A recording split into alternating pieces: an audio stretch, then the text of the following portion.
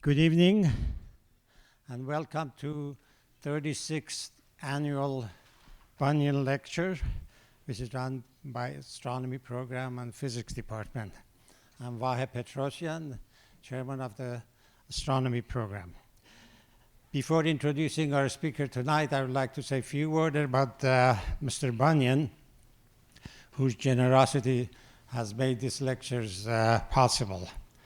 Mr. James C. Bunyan was a long-time research scientist at the Stanford Hoover Institute, and at the end of his life, after some careful consideration and some gentle persuasion by Professor Ron Bracewell of electrical engineering, late Professor Bracewell, he left his modest life saving to the astronomy program with the purpose of running these lectures.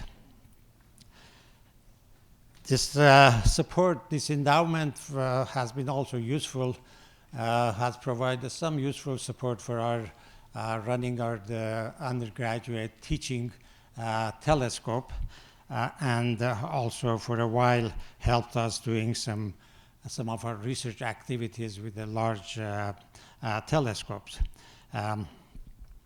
But most prominent in Mr. Bunyan's mind was establishment of this lecture, and with the purpose of, and I quote, with the purpose of bringing to general audience accounts given by renowned scholars about workings of the cosmos, the galaxies, stars, planets, as well as the dawn of life. So it's a long order, but these are touching the two of most important questions in everybody's mind, the beginning of the universe and the beginning of life in the universe. And these are questions which I believe we'll be wondering about for years to come. And I don't know whether we'll ever have the answer to those two questions. But astronomy and astrophysics has progressed a lot since Mr. Bunyan wrote those words. And at the time, we were concerned with interpreting observation of radiation coming from astronomical objects. But nowadays, this progress has provided us many other puzzles. And we are talking always about the dark sector, dark energy, dark matter, black holes, and planets. Now, over the years, we have had Bunyan lectures covering all these topics, and today we are fortunate to have another talk on this mysterious object, black holes. So we are very grateful to Dr. Sheperd Doeleman, who has agreed to be our 36th annual Bunyan lecturer. Dr. Doeleman is an astrophysicist at the Center for Astrophysics at Harvard University and at the Smithsonian Institute. He is the director of what we call Event Horizon Telescope that he will talk about today. And he's also assistant director of the Black Hole Initiative at Harvard. Dr. Doeleman has had a long and illustrious career as a radio astronomer and has made contribution to many aspects of radio astronomy, modern radio astronomy, in particular the complex aspect of what we call very long baseline interferometry, or VLBI for short, where people link radio telescope from spread all over the world using the Earth as a giant telescope.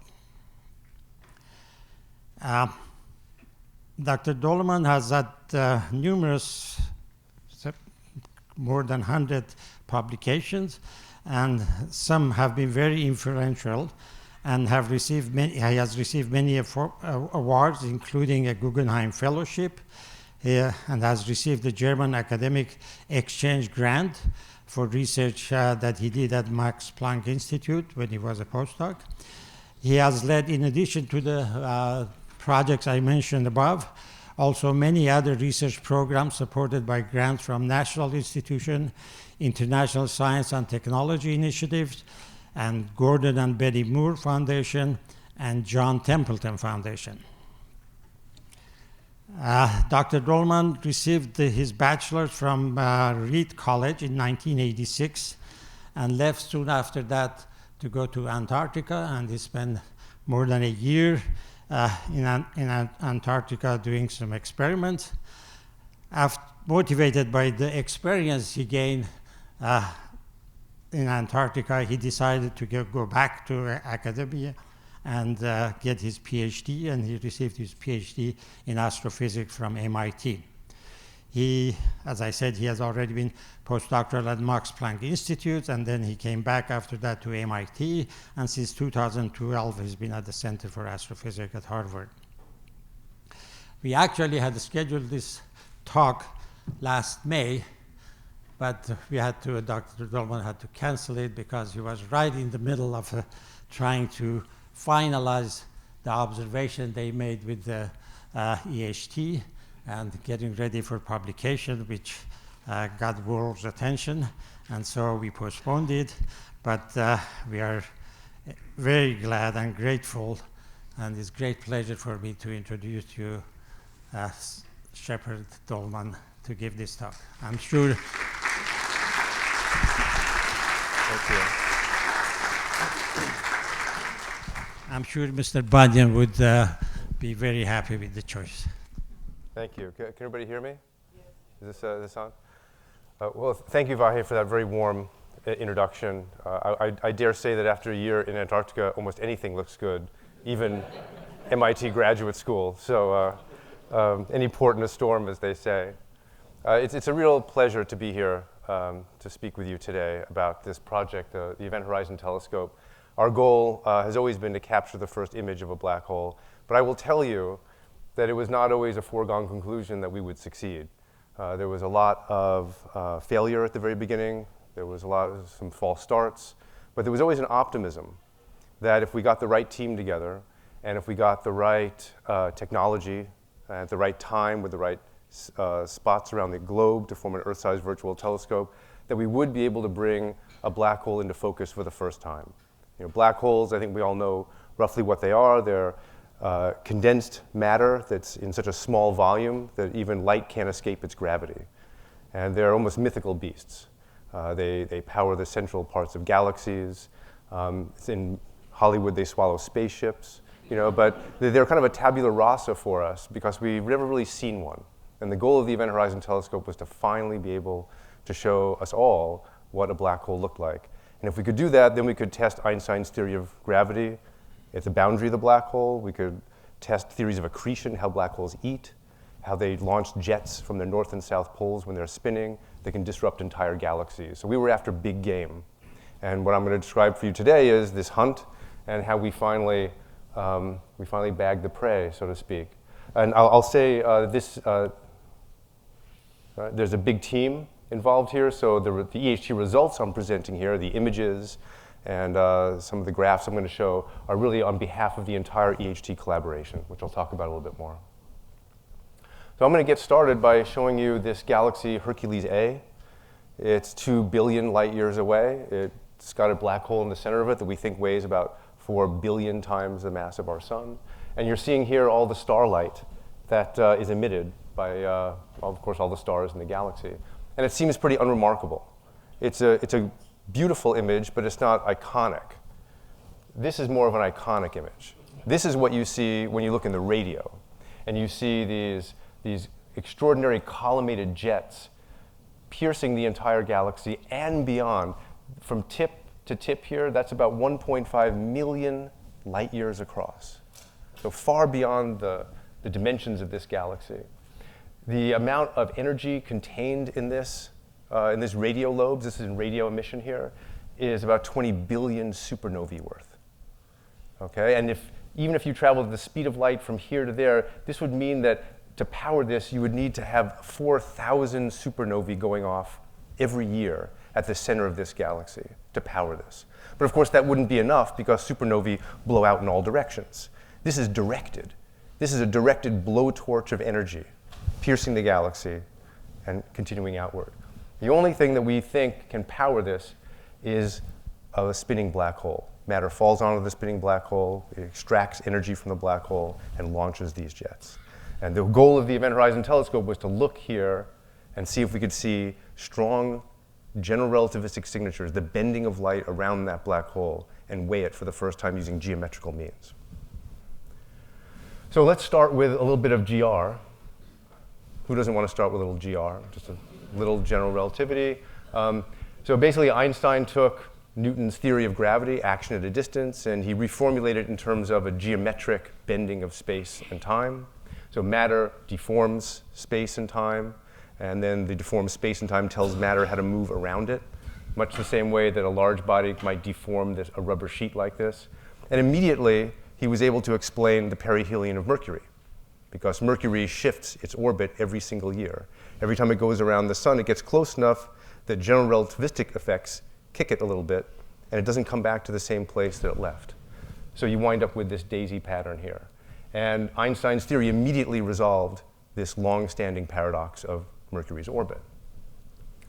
But it wasn't really until 1919, a few years after he came up with this theory of general relativity, that he became famous. And that beyond a shadow of a doubt, we understood that his concept of gravity was really the one that held sway.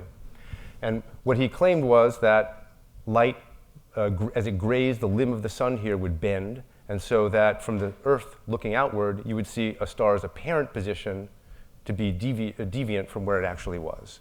And he described this angle exactly. He said it should be 1.7 arc seconds of angle. And it turned out that in 1919, when Sir Arthur Eddington mounted 2 expeditions, one to Principe off the coast of Africa, and one to Sobral on the coastal part of Brazil, and they looked at an eclipse, they did find, you can see these little hash marks here, they did find the offset of the stars exactly as Einstein had predicted. So overnight, Einstein's theory displaced Newton's, and we understood that general relativity was the right way to think about gravity. Now that had a really weird consequence, okay? Because only a few months after Einstein came with his theory of gravity, this man, Carl Schwarzschild, who has a mustache almost as good as Einstein's, realized that if you packed all of the mass of an object into a single point, and you could solve Einstein's equations, and there was a radius here, denoted by 2 times Newton's gravitational constant times the mass of the object divided by the speed of light squared. Simple, just a handful of constants. And that was the radius at which the force of gravity would stop even light from escaping. So you could have this dark object that would not even emit any light. Okay? And you can see here this puncture in space-time is so deep that you wind up forming an event horizon here. And once you pass through the event horizon, nothing can come back out. So this really was a one-way door from our causal universe. Now, the big question was, would nature allow this to happen? It seems so extreme. It seems so difficult. Are there examples out there of very high density objects that might approach the density of a black hole? Well, it turns out there are. Our sun, by the way, if you looked at its volume and its mass, has a density about that of water, just a little bit more than water. So it's a really kind of very, very diaphanous kind of star. But there are some objects, white dwarfs, that have the mass of the sun but are the size of the Earth. Okay, so now we're talking. Now we're talking about a very, very dense form of matter that's held up by electron degeneracy. So electrons can't get too close to each other. That's what holds up this particular star. This is what our sun is going to turn into, a beautiful planetary nebula, likely. Now, if you're above 1.4 solar masses, then even that electron pressure can't stop you from collapsing inward. And then you get a neutron star, pure neutrons. That's the mass of the sun, but the size of Boston. A teaspoon of this weighs trillions of kilograms. Now, above 1.4 solar masses, when you get to 2 or 3 solar masses, we believe that everything would turn into a black hole. Nothing, not even the stiffness of neutronium, can resist the force of gravity. And these are objects that disappear within their event horizon, and they're characterized only by their mass and their spin. Right? Only 2 numbers really describe a black hole, no matter what size it is, only 2 numbers. So we know these exist, and for a long time we've been asking ourselves, do black holes really exist? Now, in addition to these stellar mass black holes, this is what happens when a star dies and then leaves this black hole cinder. We also began to realize in the 70s and late 60s that there were probably supermassive black holes at the center of most galaxies. Now, these are not 10 or 20 solar masses. These are millions or billions times the mass of our sun. And they launch these jets, as you see here, in M87. And more to the point, if you look at the gas in this early study orbiting the black hole, you can see that some is redshifted because it's moving away from you, so it's Doppler boosted away, just as a train's whistle gets lower in pitch when it's moving away from you. And the gas on this side is blue shifted, so as a train whistle goes higher in pitch when it's coming at you, you wind up being able to look at the rotation of the gas around this object, and you can measure its mass that way. And they found very large masses at the center of these galaxies, so we think that these monsters exist in these galaxies. Now, if we had infinite resolution goggles, and we could look all the way to the center and see the hot gas that's being attracted by the black hole lensed around the black hole itself, what would we see? One of the first visualizations of this was done by Jean-Pierre Luminet in 1979. And he gave us this really interesting look at what it would be like to be at a black hole and see a pancake of matter orbiting it, and what the gravity would do to distort that. And the first thing you see is that you see the back part of that disk. Okay, so we're over here, and the light leaves the top of that disk and comes over. So it's never a good idea to try to hide behind a black hole. Okay, absolutely not. No hide and seek is out of the question here. And you also see the bottom part of it lensed up. And so you wind up with the shadow feature here, delineated by this line here. And that has dimensions given precisely by Einstein's theory of gravity. That's the key thing. You get close enough to a black hole, and everything you see is defined by the space-time. And it turns out that for a non-spinning black hole, the diameter of this shadow is the square root of 27 times that Schwarzschild radius I showed you before. The square root of 27 times a handful of constants. And if it's spinning maximally, if the black hole is spinning as fast as it can, it's 9/2 times the Schwarzschild radius. So another way of thinking about the Event Horizon Telescope is that we were just trying to calculate the square root of 27. And we figured an easy way to do it would be to go measure the size of a black hole 55 million light years away. Some people use a calculator. We build a global telescope. This is the first drawing that Jean-Pierre Luminet did. He hand-painted this on Canson negative paper with India ink. He did a simulation, but then he, in a pointillist way, he drew this by hand. And he does, actually. He makes lithographs. And he sent me one. They're quite beautiful. And this, of course, is what Kip Thorne and an army of computer graphics people did. And they got it just about right, except for the fact that it should be a little dimmer over here than it is over here. But Jean-Pierre actually got most of the details correct, including this line here, which shows the last photon orbit in 1979. And the goal of the HT is to try to take this image, to really show you what that looks like in a real-life case. So let's set the stage here. How does this shadow form? Well, you go towards the center of one of these galaxies, and you see this accretion disk, this red accretion disk orbiting around the black hole, launching these jets from the north and the south pole. And as you get closer in, then we can start to look at the individual paths of photons, of light rays, moving around the black hole. And you see that many of them get lensed or bent around by the extreme gravity of the black hole. And in this direction, the only ones that reach you are ones that are blocked in the middle by the event horizon, where they fall away forever. And then around it, it marks the last photon orbit. That's the point at which a photon or light beam can orbit the black hole. There's only one orbit that can happen on. Now, this is the best idea we had of what a black hole might look like until a few years ago. Right? This is a computer simulation run on a very big cluster that takes into account all the best physics that we know of. And it shows that last photon orbit here, this bright ring. It's a little bit brighter in the south than it is in the north, because this is where some of the material is coming towards you, and it's Doppler boosted, so it appears brighter. And on the top, it's moving a little bit away from you, so it's a little dimmer. But this is the best idea we had of what a black hole would look like. And it captured everything we knew about the space-time around the black hole. Now, the best cases we have for black holes we might be able to resolve with a telescope, there are two of them. One is in the center of the Milky Way galaxy. And let's take a quick tour there to show you why we think there's something there worth looking at. As you go from the Earth to the center of the galaxy, you pass through all this gas and dust. And you can't look at this in optical light anymore because it's been blocked by all the dust. You can only look at it in X-rays, infrared, radio.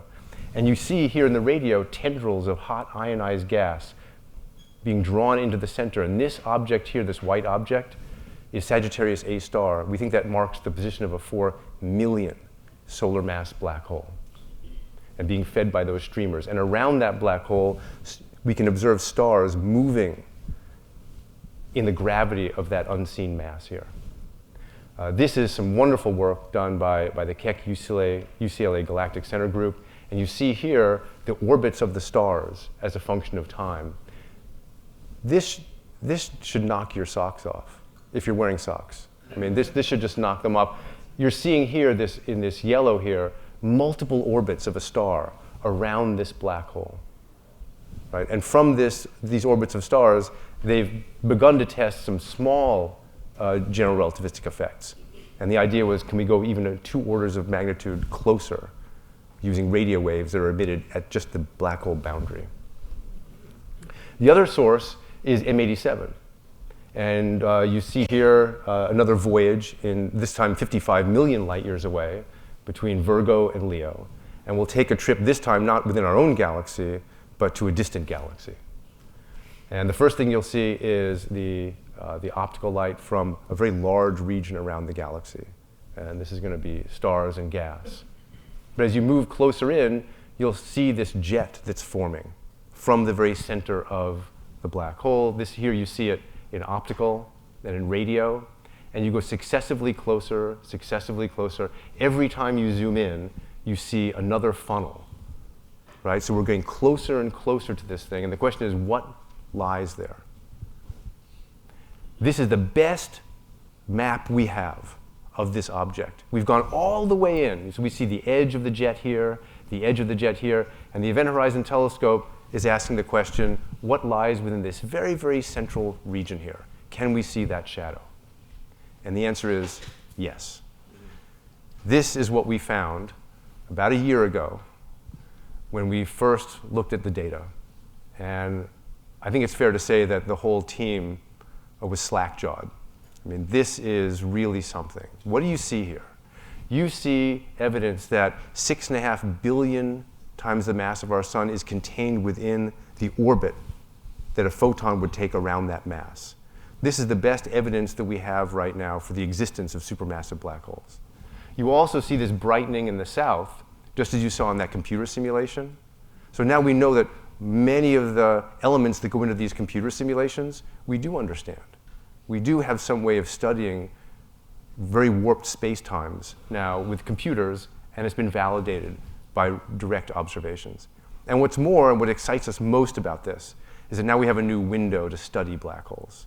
This is just the beginning. It looks a little fuzzy, doesn't it? Is everybody kind of not so impressed with this? I feel that. I feel that. It hurts, right? But the important thing here is that this is just the start. We're going to make this image much sharper. We'll make movies of black holes. This is the beginning of an era of precision measurements of black holes on horizon scales. This is something really new. Now, how did we do this? The rest of the talk is going to be, how did we get this done? Like, how do you get 250 people all behind some common science vision? You know, how do you get everybody working to make or to make imaging algorithms that can create these kinds of images? So the first thing is, well, you need to create a telescope that can do it. And this is one of the only equations I'm going to show in the talk. So the smallest size a telescope can see on the sky is the wavelength of light you're observing at divided by the telescope size. So either you can look at very high frequencies or short wavelengths, or make your telescope really big. Now it turns out that if you want to see all the way to the heart of a galaxy, you've got to see through our atmosphere, through all the interstellar and intergalactic gas, and then you've got to see all the way through the hot gas that's surrounding the black hole. And that's the most difficult part, because that's very hot gas, and it's opaque to many wavelengths. It turns out that a wavelength of 1 millimeter fits all of these bills. It's like the Goldilocks wavelength. That's the one that goes all the way to the edge of the black hole. But in order to see a small size of those black holes, which are about 50 microarc seconds, now how big is 50 microarc seconds? It turns out that we need to be able to read a newspaper in Los Angeles when we're standing in New York. Or we need to be able to see a grapefruit on the moon. Or we need to be able to see an atom held at arm's length. I mean, these are wonderful kind of analogies. But you need to see very small objects. So you need a telescope the size of the Earth, about 10,000 kilometers. So how do we make a 10,000 kilometer size telescope? Well, we can't do it with a normal radio dish like this. A normal radio dish like this works because all the light that's hitting it bounces off this beautiful parabolic shape and then comes to a central focus here where you put your camera. Okay? And the dimensions of this are such that this could probably resolve a coin at the edge of a football field away. So not nearly enough, not nearly what we need to do. The best way that we know of to make the highest resolution possible from the surface of the Earth is to figuratively smash this dish with a ball-peen hammer and spread the collecting area out over the entire face of the Earth. So we do that with something called very long baseline interferometry. So we have radio telescopes at different parts of the Earth, and we receive radio light from the black hole up here, and we time tag it perfectly with atomic clocks. These are atomic clocks that only lose about 1 second every 10 million years. So that a signal that comes in at this telescope here can be registered and compared perfectly with the signal that's recorded 10,000 kilometers away. If we didn't have that atomic clock precision, they'd be jittering around like this, and we would lose any coherence between these two sites. We then ship them, we record them on hard drives, and we ship them to a central correlator facility. Now, why do we do this? Because nothing beats the bandwidth of a 747 packed with hard disk drives. Okay? So even when I take 2 of these hard disk packs that each contain about 80 terabytes, and I walk across the floor here, that's faster than any internet on the planet. So we package them up, we rely on FedEx, they haven't lost anything yet.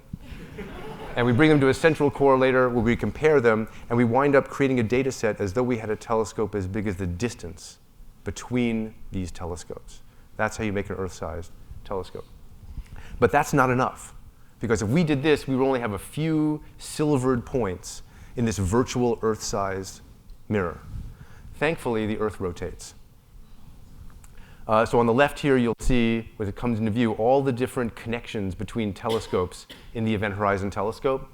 And every connection here is 1 point on this virtual aperture here, this virtual mirror. And you can see that at any one time, we only get the red dots. But over an entire evening, we trace out, with like silvery spider silk, an entire network that has enough coverage that we can fill in that Earth-sized virtual lens and make an image. It's a little magic. When I first encountered this, I thought this really is something very, very interesting. And it turns out that it does work. Now, so the first bit of experimentation we did was to find out if there was something shadow-sized in M87. So M87 is this giant elliptical galaxy. The black hole at its center weighs 6.5 billion times what our sun does. And this shows you the jet that's streaming out from it. So we had a telescope in California, one in Arizona, and one in Hawaii. Now I'm going to explain this graph to you. On each of these baselines, on each of the legs of the triangle, we looked at the energy that both the telescopes saw together. Now on the small baseline here, lambda over d, the resolution of our telescope, meant that our beam was really big. We had very poor resolution. But that means we would expect all the energy from the black hole to be received. And indeed, on a short baseline, we saw all the energy of the black hole. But as you increase the size of your baseline, your beam gets smaller and smaller. The resolution gets better and better. You're looking at a smaller patch of the sky. Now, if the black hole has a finite extent, you start to exclude some of the energy. And that's exactly what we saw. We saw a much reduced amount of energy on the long baselines. We were excluding some of the energy from this big area that the black hole was illuminating. And we were able to size the black hole, and it was 40 micro arcseconds across, or about 5 Schwarzschild radii. This was exciting. Right? This was the moment when we realized that at the center of M87, there was something that was so small that we could likely image it, and we would see the shadow of the black hole. So we sent it out to build this entire array. All of these telescopes are now part of the Event Horizon Telescope, but many of them were not early on. So we had to go to each of these telescopes, install atomic clocks, specialized equipment to make them all work together. So over a few years, from 2014 to 2017, we got detections to the Large Millimeter Telescope outside Puebla in Mexico. This is Gisela Ortiz, one of the graduate students tending to the atomic clock. And this is what it looks like. It's a wonderful site on top of an extinct, we hope, volcano. Then the Apex telescope in Chile came on board, and this is one of the first detections we made there. I'm not going to go through what this means, but this spiky peak here means that we made a very nice detection to an extragalactic source. And then the South Pole telescope came along for the ride. We had to build a special receiver, a special camera to go into this telescope at the South Pole, and a whole back end and an atomic clock. And then this is a telescope in Spain, the IRAM 30 meter. We got that working as well with help from our European colleagues. Sorry. Yeah. And then the important thing here is bandwidth. Like, one of the questions I get a lot is, why did this happen now? And it's a very good question. One of the reasons that we feel this happen is because as you go to very high frequencies, your dishes have to be smooth. So we're taking VLBI, and we're taking this technique, and we're making it work at the highest frequency it's ever been used at before. So the dishes have to be very smooth, because the wavelength is very small. It's very difficult to make large, smooth dishes. So we make up for that by recording more and more of the radio spectrum. We increase our bandwidth. So just as the internet increases bandwidth all the time so you can stream movies, we increase the bandwidth to increase the sensitivity of our telescopes in our experiment. And as a function of year here, I'm showing the recording rate at each of our telescopes. And the important thing here is that we tracked Moore's law. I mean, Moore's law is something that usually you think of as tracking the performance of graphical processing cards or your computers. The instrumentation we built tracked Moore's law because we built things out of computers. So the floor-to-ceiling racks of equipment here that we installed at all of our sites really are consisting of commodity off-the-shelf electronics that reduced the time that it took us to design this equipment, but also it levered all the industry trends that make your computer fast. We basically used 13-year-old gamers to image a black hole, when you think about it. So it all came together in April 2017. That was kind of a magical week for us. We got time on some of the biggest telescopes on the planet, all listed here. So we had 8 of them all together in 6 geographic locations. From April 5th to 14th, we triggered 5 days of observing. And I have to tell you, those are some of the most agonizing decisions you will ever make.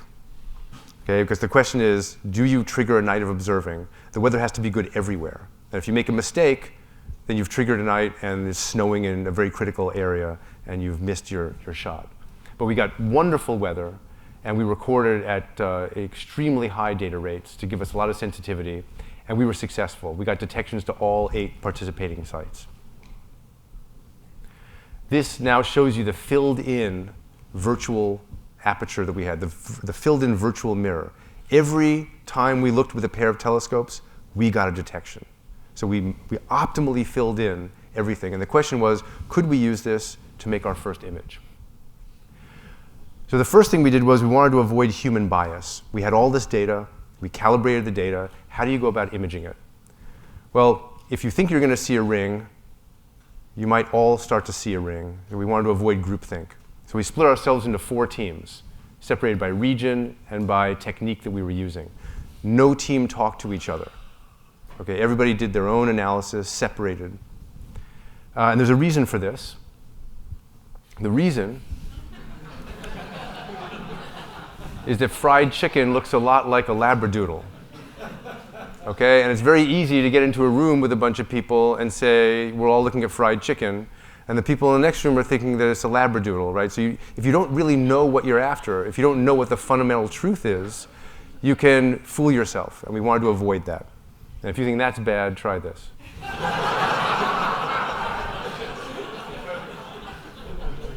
not going to say anything about this. Okay. So all the teams came together in July 4th of 2018. And all the teams, team 1, 2, 3, and 4, all showed their results for the first time. And lo and behold, everybody independently had found this ring feature, this shadow feature. This was using many different kinds of algorithms called maximum entropy algorithms or straight Fourier transform methods. I'm not going to go into all the details of that. Clean algorithms. We tried this many different ways. All the independent teams found this. So now and this is a big celebration. So all of us got together at this image comparison workshop. This was the final image we all came up with. A lot of smiling faces here. What is most important about this photo is that there were an equal number of people on the phone all celebrating with us. And I can't stress this enough. This was a team effort, people from around the world, crossing borders, all working together.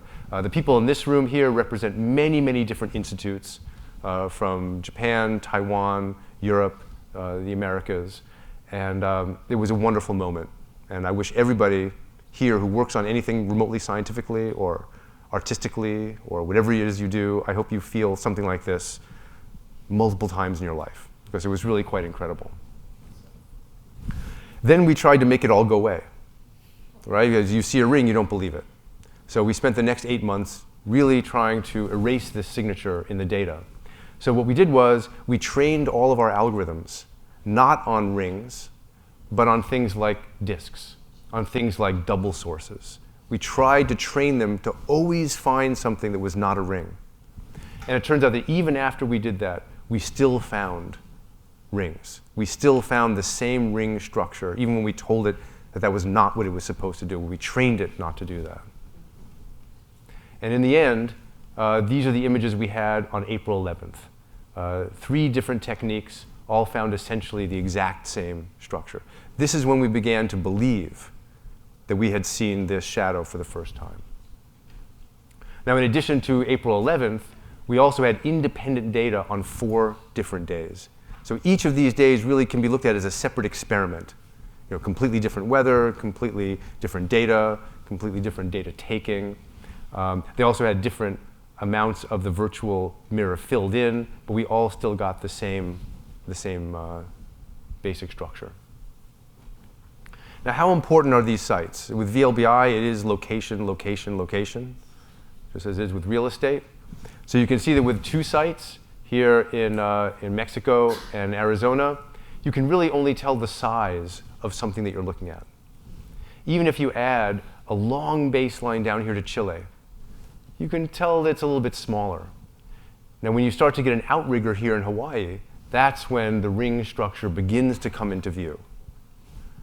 But it's only when you get the full Event Horizon Telescope with baselines all the way to Spain that you wind up getting a very high definition view of the shadow. And then Earth rotation is also absolutely critical. So what you're seeing here is the Earth rotate, the virtual mirror being filled in, the data showing up here, and then the 3 different methods, all with better data all the time. And it's only after you fill in the entire plane here, after the Earth's rotated, that you wind up getting these images. So you really need both locations and time to let the Earth rotate in order to fill in your mirror. So what did we do with this? Well, the first thing we did was we measured the size of this ring, and we measured the mass of this black hole. So one of the postdocs in the group, Dom Pesci and others, created multiple algorithms to measure the size of this. Here you see the width of the ring here on the bottom, and here you see the radius in a histogram. And you can wind up looking at the uncertainty using this histogram. You can look at the range of radii you get here. And you can find, using the distance to that black hole, it's about 55 million light years, or 16.8 megaparsecs. you can measure the mass. Now, how do you do this? Well, we know that the size of that ring is basically just a few fundamental constants times the mass. And we know how far away it is. So using both the fact that we know how far away it is and the size that we measure it on the sky, we can measure the real diameter of this, and we can measure the mass. And it is, in fact, 6.5 billion solar masses. So think about this for a moment. We actually laid a ruler across this black hole, measured its size, and then used Einstein's gravity to measure its mass. It's the first time a black hole has been weighed in this way. And we were able to compare it with other methods of measuring the mass of this black hole, and it matched one of those methods perfectly. So we wound up solving one of the degeneracies of what this black hole weighed in the previous astrophysical literature. And this puts it in perspective. This is an XKCD cartoon. We're so honored to be cartoonized, right? But you can see that our sun is here, the orbit of Pluto is here, the farthest man-made object, person-made object from our planet is all the way out here, and it all fits inside the last photon orbit, well within the event horizon of this black hole. So there really are monsters out there. This is truly a behemoth that would swallow up the entire solar system if it were here. So what's next? Well, what's next is we would like to start looking at making movies. We'd like to start making higher definition pictures. So what we would like to do is build out the entire Event Horizon Telescope so that it encompasses the entire Earth, doubling the number of dishes. And if we could do that and fill in the Earth-sized virtual lens, we could make much better images. So how good could we do? Well, in the black here, you see all of the baselines that we have so far. With the enhanced EHT that I just showed you, we'll get all the red coverage. And then when we go to higher frequencies, 345 gigahertz, another jump in frequency, then we get all the blue patches here. We wind up filling in at a much higher rate all of the possible baselines we can get from the surface of the Earth. And then you can start to do some pretty interesting things. So this is a simulation. This shows not only the black hole image here, but also the beginnings of that jet that we couldn't see before. So we know that M87 has this wonderful jet.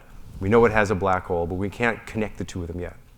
With this enhanced array, we can start to perfectly trace everything. So this is the simulated jet, and this is the reconstruction using the future EHT. You get everything. Not only do you get the black hole here, but you also get the beginnings of this jet. We can study in great detail how these jets are launched. And that really is one of the great mysteries that still remains in astrophysics. And then we'd like to make movies. I mean, who wouldn't want to see a movie of a black hole? I mean, it's one thing to see a still picture of something, but you only really begin to understand the dynamics, the environment, if you can see it move. So here you see the EHT that we have as we have it now. This is the simulation from our theoretical friends. And a standard method of reconstructing a video doesn't do very well. There simply isn't enough data. With dynamic regularizers or special algorithms that can tease out the motion of objects in the image, we can do a little bit better. But when you cover the Earth as we have here in this EHT 2025 scenario, the standard method starts to do a little bit better, but we really begin to see motion using advanced algorithms that we can capture. This is important because up till now we've been able to test Einstein's theory around this black hole using the photon orbit, or the path that light takes around the black hole. But the light only travels at one speed, so there's only one orbit that you can have. With matter, you can trace orbits at any radius from the black hole. So we can map out the space-time around the black hole with much better precision by making movies like this of the matter as it orbits the black hole. So a point about the collaboration. We're 200 members, 60 institutes, 20 countries and regions. One of the things I think that's important about this project is that we brought together people from all across the globe. And it was really, in an age when a lot of different things divide us, this is something that brought people together. In an age when it is easy not to work with people, this technique of very long baseline interferometry forced us to work together in a good way. In a good way. And this is only half of us. This is about 125 people here. We have a bunch of stakeholders. I'm not going to go through all of these, but this required funding from a lot of different areas and a lot of different universities. So I have a few more things to say about this. And I want to play a clip from a movie. So we've learned a little bit about black holes. We've learned what the Schwarzschild radius is. We've learned they exist. We've learned we can take a picture of them. We've learned they're very, very dense. We've learned that they have very, very high gravity. But now it's incumbent upon all of us to take this knowledge and not settle for B-grade movies, right? So when you see a movie like this, I want you to be very healthily skeptical. So I'm going to play this clip, and then we'll deconstruct it to see what we've learned about black holes and what we may be able to teach our fellow citizens. Another update. It's now been confirmed. Sources at both the Pentagon and the Department of Homeland Security are now officially describing this dark mass we're seeing just outside the downtown area of St. Louis as a black hole. The way to describe a black hole, it's a gravitational field so strong that even light can't escape its grip. Just straight to the point, since its emergence less than half an hour ago, the hole has consumed everything in its path. It's uprooting trees, it's destroying buildings, it's even been tearing apart. Wow. Okay, so is anybody from St. Louis here? All right, so this is a very interesting clip, and let's just deconstruct it. Okay, so let's do a reality check on the black hole devastation in St. Louis. So it was eating a building, right? It seemed like it was eating a building. And it seemed like there was something moving about 25 meters below the surface of the Earth, right? Just about, moving along. Now, I'm going to assume that this building here would collapse if we were in 10 times the gravity. Is that about right? You think, maybe? I'm just going to say that. Okay. So we need to generate a field that's 10 times the gravitational field of the Earth at a distance of 25 meters. So to do that with a black hole, if you're a black hole, then it has to be 1/10 of a billionth of the mass of the Earth. Or it has to be 700 trillion kilograms. That's a lot. That's a lot. The problem is that Schwarzschild radius, okay, that 2gm over c squared. It turns out if you put that m in, then the event horizon is 1/trillionth of a meter across, smaller than an atom. So you've got this thing that's smaller than an atom. And what does it do? Well, it's going to fall to the center of the Earth. It's not going to eat St. Louis.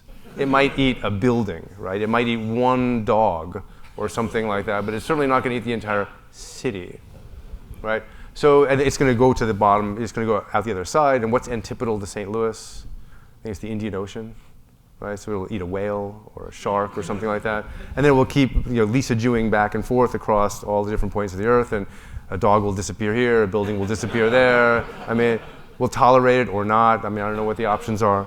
But so this is a problem. And it's not something we should put up with in our cinematography anymore. Okay. So now I want to address the issue of what this means for us. We were really, I think, stunned by the public response to this image, right? So here's something that is kind of a monster, it's terrifying, and it became real. All the things we've seen in movies all of a sudden had a face to it.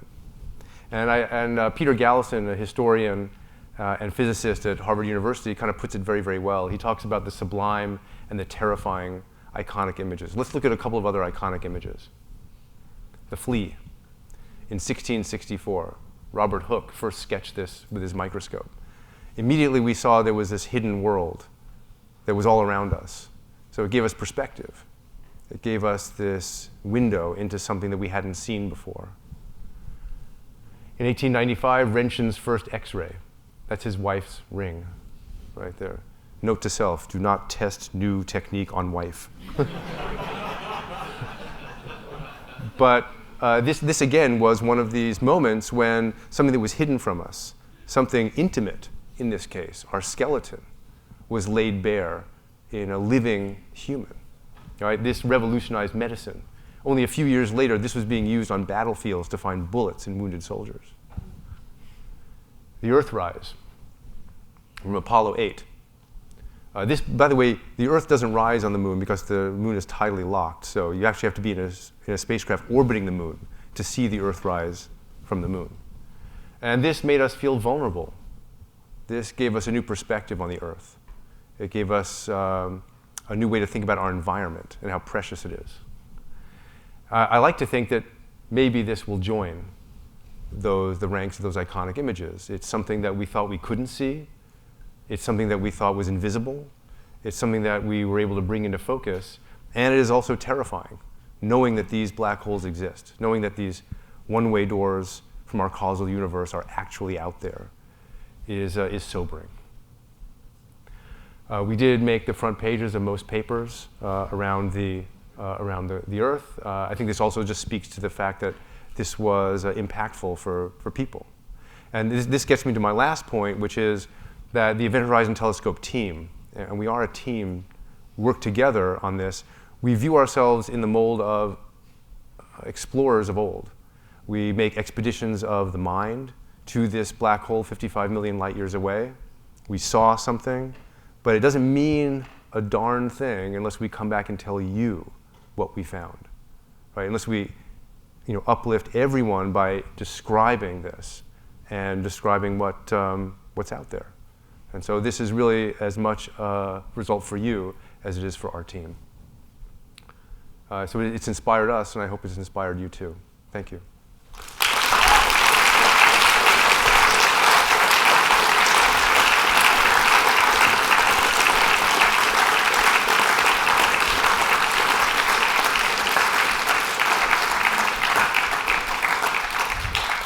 Well, thank you very much for this clear description of this complicated subject. Thank you again for coming for this talk.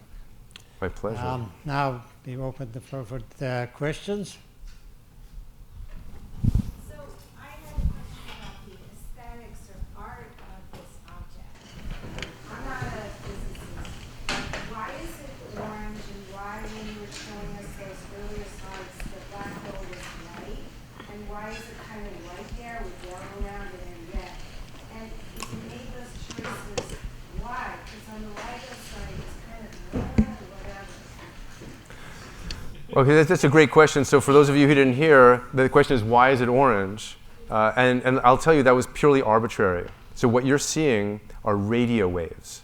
Remember, only radio waves can be emitted from near the edge of the black hole and free stream all the way to us. Optical light could never make that journey. Okay? So ultraviolet light could never make that journey. But radio waves can. So you're seeing radio waves, but radio waves, they don't really have a color for us, right? Because we don't see radio waves. So we're trying to color this in a way that our eyes can understand. So this is a false color image, but it does show the intensity of the radio light all the way around the black hole. So it could have been blue, it could have been tangy citrus, it could have been cool menthol, it could have been any lozenge flavor, but we chose fiery orange because we felt it was a good way to show the contrast around the black hole. And the earlier ones you saw before with the white dots, that was just another false color image showing what the emission would look like, but in a way that our eyes can understand. I hope that was useful. Did you get data from Sagittarius A star? Yes, we did, and we're still working on it. So and I'll tell you why. So it turns out that M87 is so massive that it takes matter 3 weeks to orbit that black hole.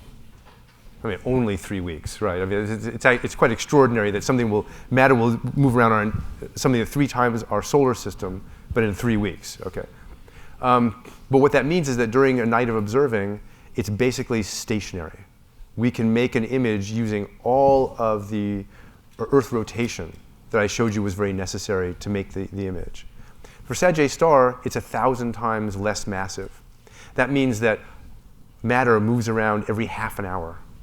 So during one night of observing, it's changing right before our eyes. It's a little bit like taking the lens off your camera, exposing the film, and letting somebody run by. It's a blurry image. So we're tackling that using dynamical imaging methods, which we are optimistic will bear fruit, but we're still working on it. Does that? You got something, but it's not like that. Yes, we took data at the same time as we took the M87 data. We're still working on it.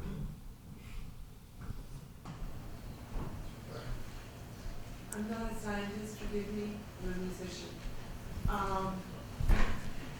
Will the supermassive black hole continue to grow forever and consume its entire galaxy? What a great question. So black holes are voracious eaters. It is eating right now, but it's eating very small amounts. So all the energy you see being blown off and the radio waves here represents just a tiny, tiny fraction of its own mass. So it eats a very, very tiny fraction of its own mass every year. That said, they tend to build up mass over billions of years or millions of years. This black hole will probably not be able to eat its own galaxy because there's rotation in the galaxy, there's motion in the galaxy, which will prevent a lot of the matter from falling all the way in. Black holes are hard to feed. They have this immense gravity, but a very small event horizon. It's kind of like trying to suck an elephant through a straw.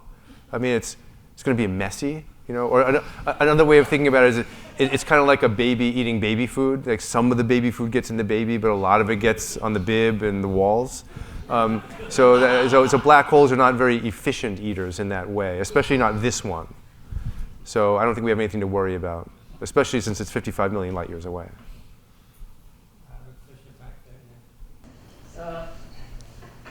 The higher radial intensity on one side is because of the position of the Earth when that image was taken?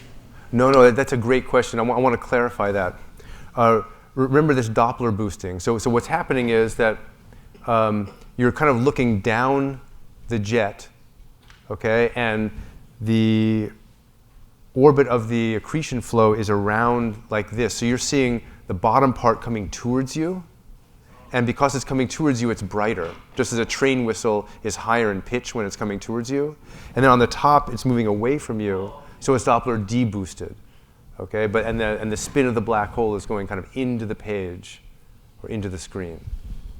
So it's not a positional factor. It's the fact that gas is moving close to the speed of light around the black hole. This is probably not possible now because of data transfer you mentioned, but what about using spacecraft at some future point to do the same thing? Yes. So the question was, could we use spacecraft in the future? Again, a great question. So we're working on it. One of the ways we can expand our resolution is by not being limited by the dimensions of the Earth and by launching a spacecraft. And we're working on that now. And if you could do that, it would help you with two things.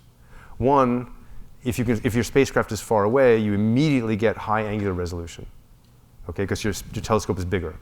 But also, in low Earth orbit, it orbits every hour. So you fill in the Earth-sized virtual lens every hour instead of waiting for the Earth to rotate every 24 hours. That means you can make movies. So going into space gives you movies and higher angular resolution. Question back there. Thank you. Okay. Sorry, this one's actually about a really small black hole in the Earth. Wouldn't it evaporate before the time that you form back and forth? Yeah, so we swept a lot of things under the rug there. So it turns out a couple of things, we swept something under St. Louis. So it turns out when a very small black hole does start to evaporate through a process called Hawking radiation. So something that small would be hard to feed because it's so tiny, but it would start to evaporate, and that's because the curvature of the gravitational field is so strong that you get pair production in the vacuum right outside the event horizon, and it can start to emit particles. And it turns out that you emit particles at a much greater rate when you have a very small black hole. So likely that would wind up evaporating before it would do much damage.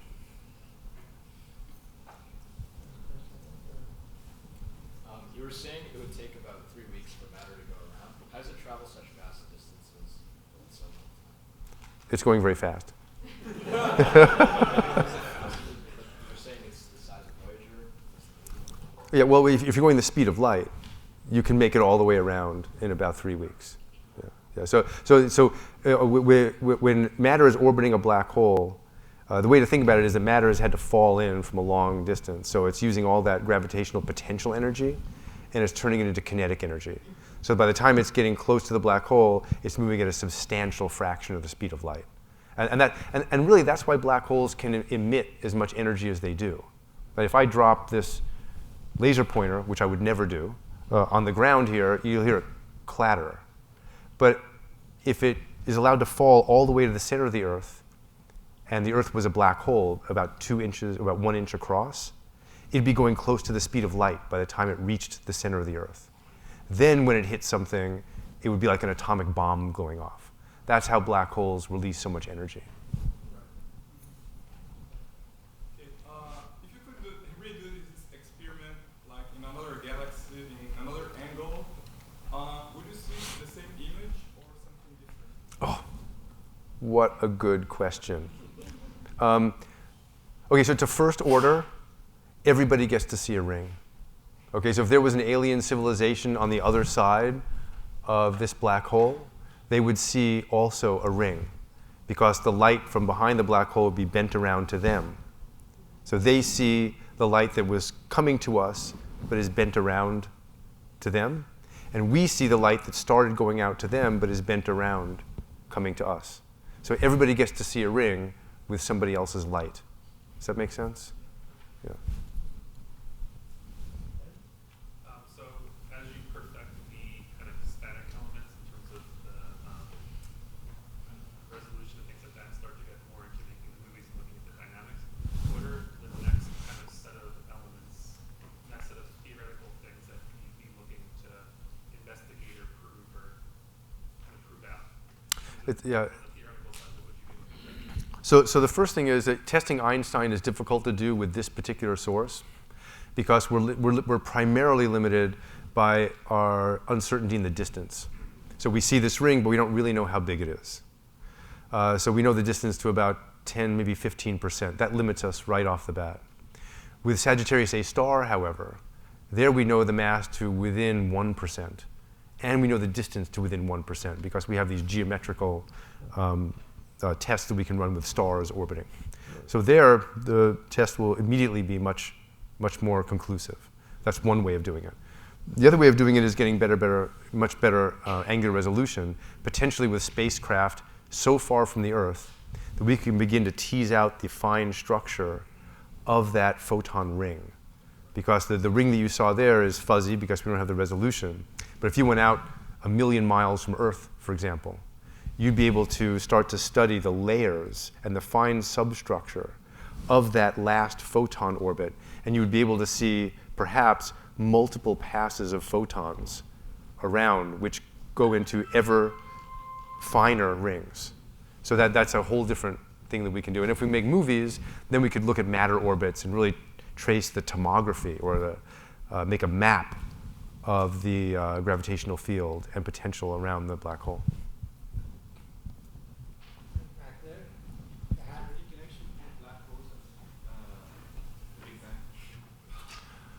It's a good question. I mean, so some people think that we are in a black hole, right? That that the Big Bang happened, that we're kind of like inside of a black hole right now.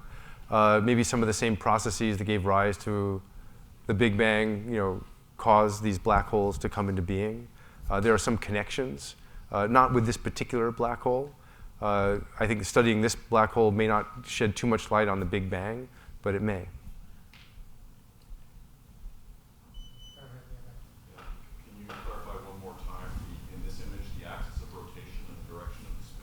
Yeah. So the jet that we see in M87 is kind of coming like this, about 17 degrees from your line of sight. Okay, so you're looking kind of down the throat of that jet. You don't see the one going away from you because that's Doppler deboosted, right? So you see one that's enhanced and you don't see the one that's de-enhanced. And the black hole is rotating like this, so this part is coming slightly towards you at the bottom, so it's Doppler boosted. This part is going slightly away from you, and the black hole spin is pointing into, behind me in that direction. Does that make sense?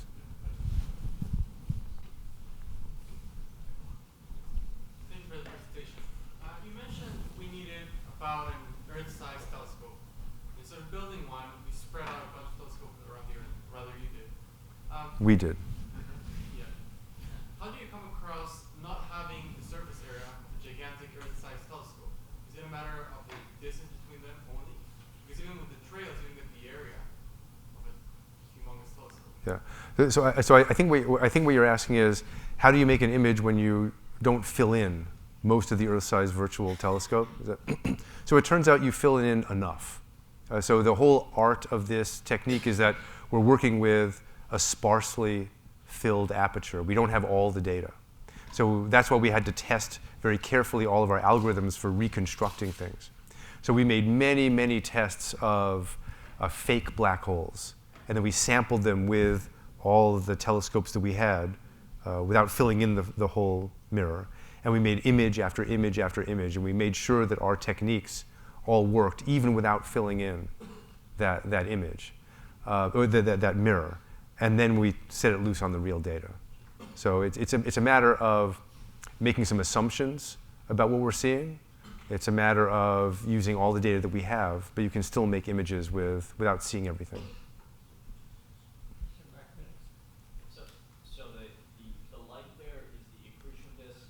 That's the radio light from the accretion disk. So actually, this is not necessarily the accretion disk. This could be part of the jet that's emerging. It could be part of the accretion disk. The key thing about this experiment is that no matter how you light up the space-time, whether some of it's coming from the jet or some of it's coming from the accretion flow, it still moves around in the gravitational potential to give you this ring. So this ring is really just the last photon orbit. It's kind of agnostic as to where the photons originated from. Does that make sense? Yeah. So it's a disk. It's not spherical. So yeah, you're seeing a projection of that last photon orbit, but it's being illuminated three-dimensionally all around the black hole. But the only photons that reach us are the ones that just graze that photon orbit. So it's a sphere. It's basically a three-dimensional, like, spherical region, but we're only seeing some of the photons that come lensed around the black hole this way. And as somebody else said, if there was an alien civilization that way, they would see some of those same three-dimensional photons lensed this way. So everybody gets their ring. Is M87 the nearest bright active black hole, or I mean there are ones that are further out, like the quasars, for example. I don't know if you have plans to look at quasars. And then the second question is, are there plans to look at active stellar mass black holes? So let me tackle the last one first. Okay. We could look at stellar mass black holes, but they're far too small for us to resolve, even with the Event Horizon Telescope. They're just very, very, very small. The two objects that I described here today, Sagittarius A star and M87, those are the ones that have the biggest apparent event horizon in the universe that we know of. These are our best bets. There are some other radio galaxies or active galactic nuclei that we could look at, the Sombrero Galaxy, for example, or Centaurus A, which are pretty bright. They're fairly close. It would still be a struggle for us now to be able to resolve that event horizon. But going to space, those should be able to come into range.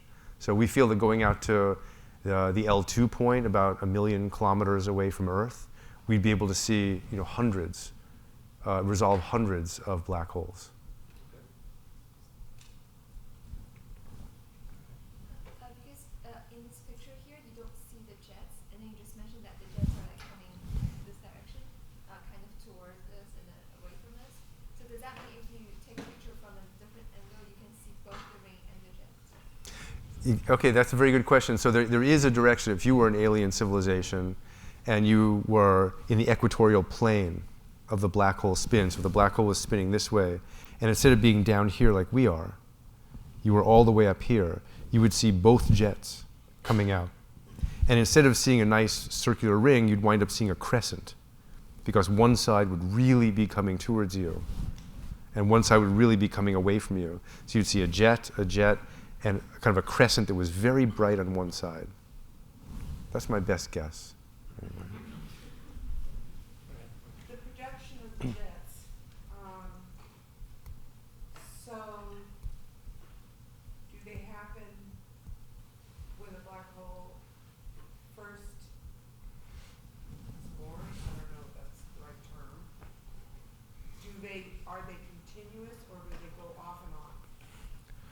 Okay, so you've just summed up like 3 entire classes in astrophysics that they teach in university. Okay, like evolution of galaxies and a hierarchical, formation of black holes. I mean, these are all fantastic questions. I'll answer them in about 5 seconds, and I'll do a poor job of it. Black holes grow over long, long periods of time. They grow from mergers of galaxies, so medium-sized black hole, with galaxies around them come together, you get a larger black hole. This happens over many, millions, billions of years. You wind up with the black holes you see in the center of the galaxies.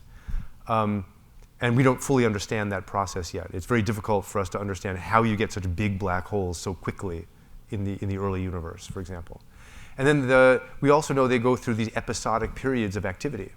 Okay, so sometimes there'll be enough matter falling into the inner region around the black hole that will give it energy to produce these jets. And that accretion will in turn speed up the spin of the black hole to make it a more efficient jet engine. And then there are times when it might be starved and the jets will turn off. So there's no jets, for example, that we know of on our own 4 million solar mass black hole at the center of the Milky Way galaxy. So maybe that was active at one point, but is not active now. The nice thing about having these 2 sources is that we have an active one, M87, and we have a dormant one, Sagittarius A star. So we get to study both types of black holes. Last question. What's the rate of spin here? Well, that's a great question. So it turns out we've done a lot of simulations, theoretically. We can match this kind of morphology with a number of different spins. It's probably not 0. We know it's probably not 0 because of the power of the jet that's being emitted. It's inconsistent with 0 spin. The jet's just too powerful. But beyond that, we don't have much of a handle on it yet. In fact, it could be spinning this way, or it could be spinning this way, retrograde or prograde. We don't know at this point yet. What will solve this, though, and what I haven't talked about yet at all, are magnetic fields. The whole reason you see this shine is because of synchrotron radiation. That's charged particles orbiting around magnetic fields. So we know that magnetic fields are absolutely essential to why these black holes shine and how jets are launched.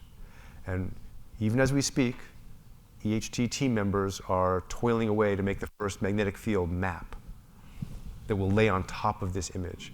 And that will probably tell us not only how this black hole accretes, but also how the jets are launched. And that will be a big step forward.